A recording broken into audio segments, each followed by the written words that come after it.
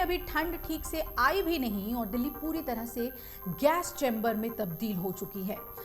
शुक्रवार को दिल्ली का जो औसत AQI लेवल है वो 504 तक पहुंच गया और यहां तक कि आनंद विहार इलाके में AQI लेवल 865 दर्ज किया गया। ये बेहद गंभीर श्रेणी में आता है।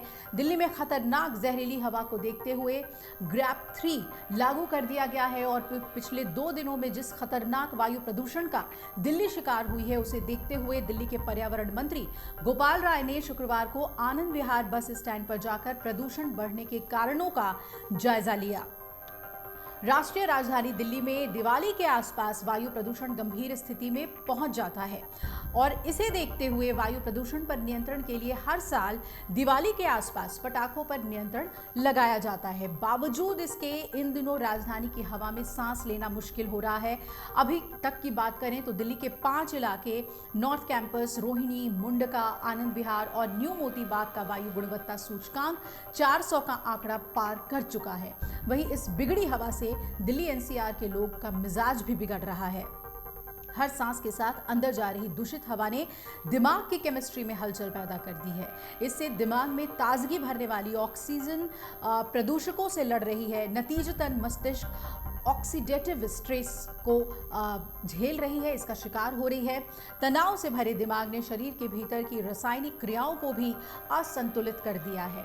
अब वैज्ञानिकों का कहना है, विशेषज्ञ ये मानते हैं कि लंबे वक्त तक प्रदूषित हवा में रहने का असर दिल्ली NCR के लोगों में अब दिखने लगा है। आगे 5-7 सालों में आम इंसान की जिंदगी पर भी इसका असर खतरनाक होगा।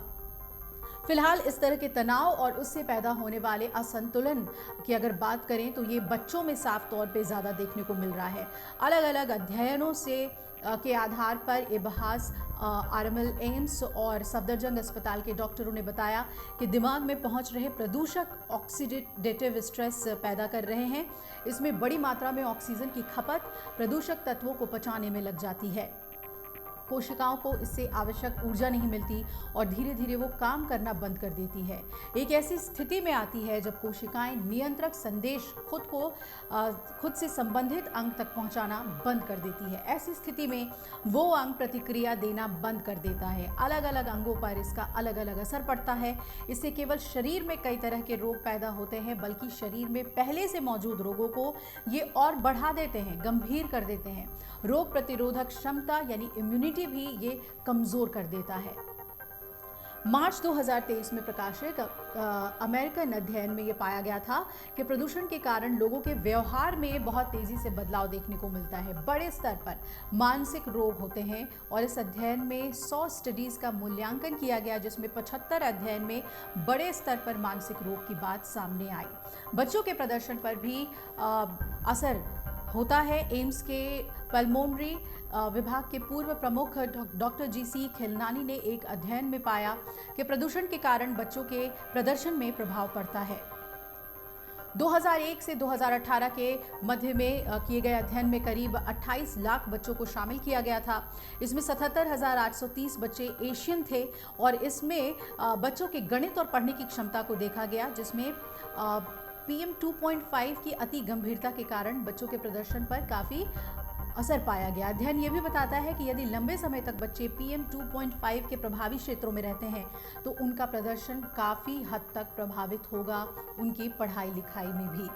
तो इतनी गंभीर स्थिति में दिल्ली में प्रदूषण देखने को मिल रहा है, उसके बारे में हमने आपको जानकारी दी है।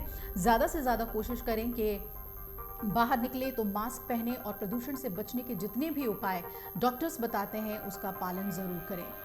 अगर आप ये वीडियो YouTube पर देख रहे हैं तो हमारे चैनल को सब्सक्राइब करें और बेल आइकन को दबाना ना भूलें। अगर आप Facebook पर ये वीडियो देख रहे हैं तो हमारे पेज को लाइक करें।